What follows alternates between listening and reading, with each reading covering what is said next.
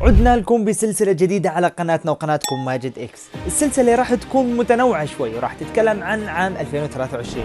شو يعني عام 2023؟ يعني راح تتكلم عن اغرب الاهداف اللي سجلت في عام 2023، فيديو ثاني راح نتكلم عن اغرب ضربات الحرة سجلت في عام 2023، فيديو اللاعبين اعتزلوا في عام 2023، فرق تفوقت في عام 2023 وكل آتي. وبهذا الفيديو بأول فيديو راح ننطلق معاكم في عام 2023 بأساطيره، هي اعتزال 5 أساطير من أساطير كرة القدم في عام 2023. فيا صاحبي اذا انت لسه ما ضغطت لنا اللايك انزل اضغطوا حاليا والاشتراك عشان مو باقي اي شيء عشان ندخل على 1000 مشترك بهمتكم ان شاء الله، وجزاكم الله كل خير.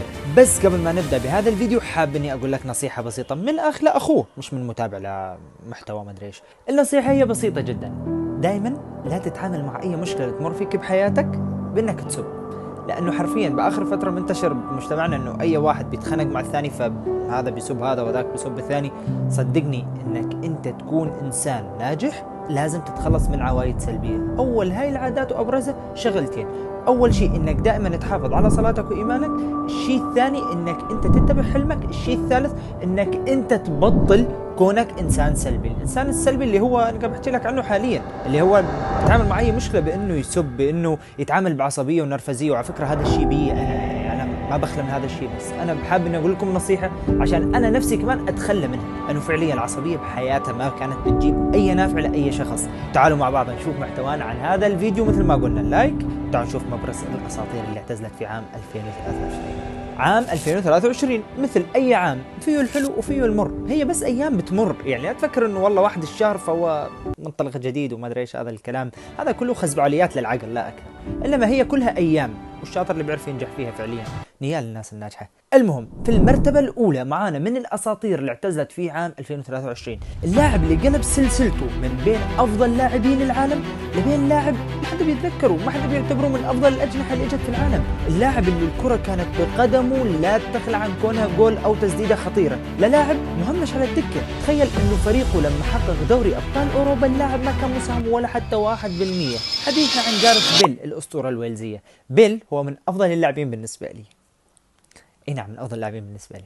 بيل انا تابعت نادي ريال مدريد من عام 2013 باسطوريه بيل، تابعت لاعب بينافس رونالدو بكل شيء، بالسرعه، بالتسديدات على المرمى، بالركلات الحره، وبتنفيذ حتى اي ركله بعيده عن المرمى، الشيء اللي اعتادوا عليه جماهير نادي ريال مدريد يشوفوه في الدون كريستيانو رونالدو. بيل اللي قلب الموازين من لاعب اساسي للاعب صار يقول لك انه زيدان همشوه، ولكن بعد مرور العديد من السنين وتغيير زيدان اكتشفنا انه حتى انشيلوتي ولوبوتيجي عندهم نفس النقطه، اللي هي بيل مش لاعب اساسي لان عقليته خرجت عن كره القدم. اللاعب اللي كان بيهتم لتصريحات الصحافه الاسبانيه اكثر ما يهتم لارض الملعب وتقديمه لنادي ريال مدريد. بيل اعتزل مثل ما قلنا من القمه للأسوأ.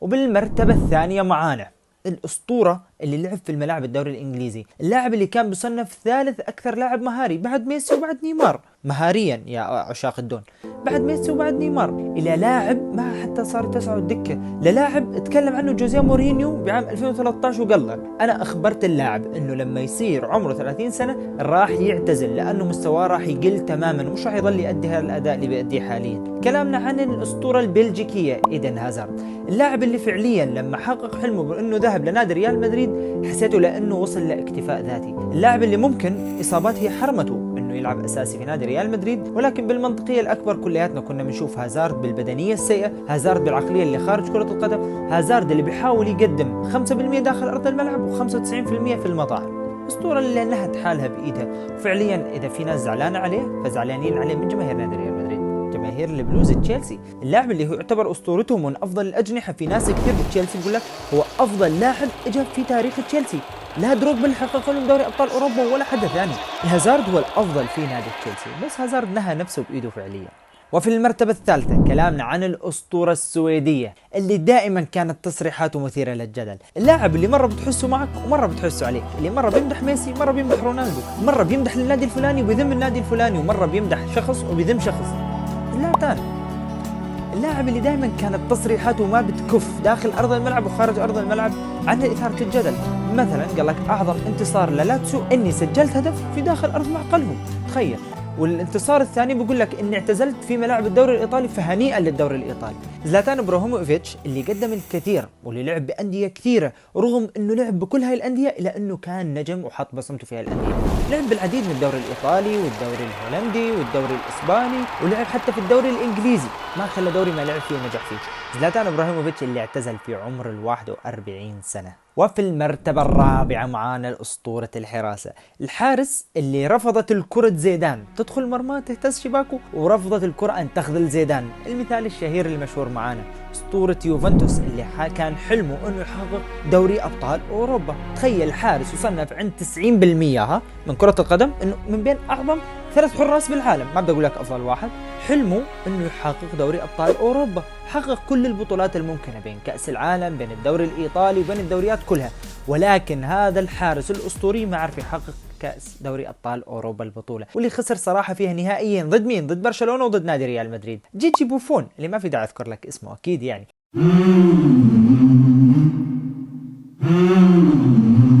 لأنه لما بدك تتكلم عن جيجي بوفون فلازم تتكلم عن الكرة الحديثة والكرة القديمة، لأنه فعليا لعب مع الجيلين. الأسطورة الخامسة، اللاعب اللي بعده الإعلام تماما ومحاه عن أسطوانة الوجود الحديث في كرة القدم، اللاعب اللي ما آمن في أرتيتا ولنادي أرسنال طرده، اللاعب اللي جماهير نادي ريال مدريد لليوم رغم أنه طلع من أكثر من 9 مواسم لليوم بتصنفه لأنه أفضل لاعب CAM دخل في نادي ريال مدريد.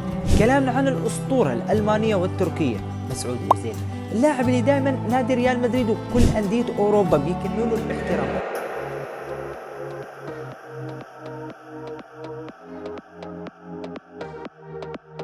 مثل ما بيحترموا انيستا في برشلونة كانوا بيحترموا لمسعود أوزيل. مسعود أوزيل اللي اعتزل في عام 2023، الأسطورة اللي قدم كثير في نادي أرسنال، في نادي ريال مدريد، واللي كانت كراته اللب ما بتخلى دائما عن نظرنا في كرة القدم.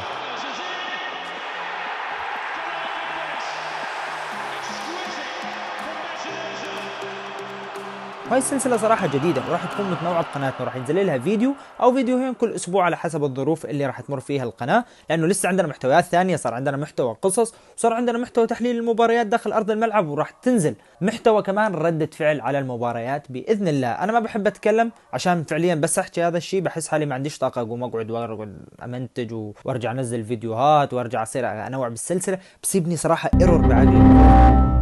النصيحة اللي قبل ما نسكر الفيديو حاب أقول لك إياها، لا تحتسب نجاحك بالأرقام. يعني مثلا 1/1/2024 هو نفسه 31/12 عام 2023، وهذا الفيديو لما ينزل لك حاب أقول لك لأنك أنت يا صاحبي اللي بترسم نجاحك، واللي قاعد بحكي لك هذا الشيء مش إنسان ناجح ولا إنسان بيشتغل بالتنمية البشرية، ولكن هو فعليا لو ركزنا هي مجرد أرقام. الواحد ما بيعرف شو مكتوب له بكرة، الواحد ما بيعرف هو لوين راح يصل بكرة أصلا، فوين ما يوصل هو بيكون بفضل مجهوده طبعا وبفضل الشيء اللي هو رسمه. فعشان هيك بقول لك لانك دائما تسعى في حلمك.